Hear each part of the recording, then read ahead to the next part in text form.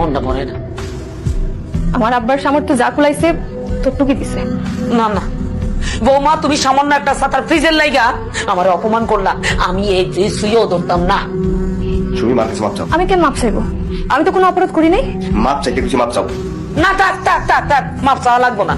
Fridge তো কিনে ফেলছে, ছোট হোক বড় হোক আইসে তো ঘরের মধ্যে। এখন কালকে তো আইপিএসটা আইব। তোমার আল্লাহ রসুলের দোহাই তোমার বাপেরে কইবা ব্যাটারি যেন একটু বড় দেয়।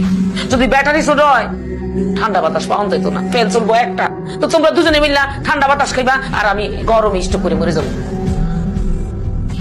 আমি তোমার সাপ কথা কই দিতেছি, আজকের পর থেকে আমার মায়ের মুখে মুখে কোনোদিন তর্ক করবো না। আর আমি তর্ক করলাম কই? এই যে আমার সাথে তর্ক করতেছো।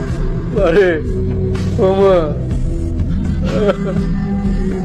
কষ্ট পাও না মামা, বিয়ার পরে মায়েরা শ্বশুর বাড়ি তো যাইবই। এই যে আমারে দেখো, আমিও তো 2 মাস পরে শ্বশুর বাড়ি যাবো। তুমি কষ্ট পাইতাছো, খাইতাছো না।